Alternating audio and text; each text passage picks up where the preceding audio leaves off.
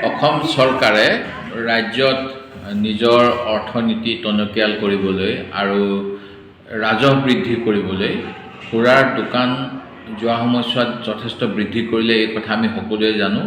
এতিয়া সুৰাৰ ব্যৱসায়ীসকলক তেখেতসকলে জোৰ জুলুম কৰি সুৰাৰ বিক্ৰী বঢ়াবলৈও নিৰ্দেশনা দিয়া বুলি এটা তথ্য প্ৰকাশ পাইছে।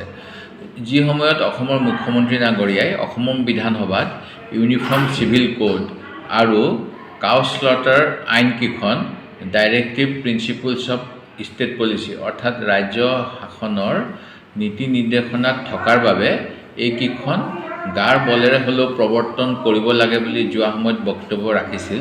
তেনে সময়ত আৰ্টিকল 47 আমাৰ সংবিধানৰ য'ত ৰাজহুৱা স্বাস্থ্য ৰক্ষাৰ বাবে মদৰ প্ৰচলন কমাব লাগে বুলি এটা কৰা আছে। সেই সময়ত একমাত্ৰ ৰাজ্যৰ ৰাজহ বৃদ্ধি কৰিবলৈ ব্যৱস্থা কৰিছে।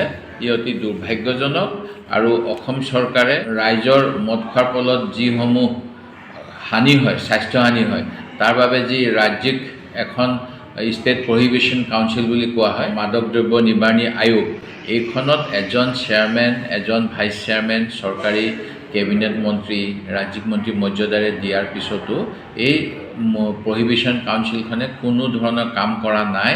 বৰঞ্চ ৰাজ্য চৰকাৰে দিনক দিনে সুৰাৰ পৰা ৰাজহ বৃদ্ধি কৰি অসমৰ জনগণক স্বাস্থ্যৰ হানিকাৰক যি মদ ইয়াৰ অধিক প্ৰচলন কৰিবলৈ যি ব্যৱস্থা কৰিছে এয়া দুৰ্ভাগ্যজনক।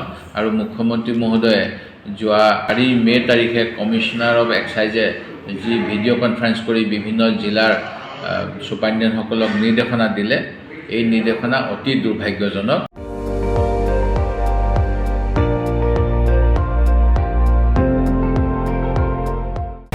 আপুনি চাই আছে ND24, সৰ্বশ্ৰেষ্ঠ নহয় সৰ্বোত্তমৰ দৌৰ।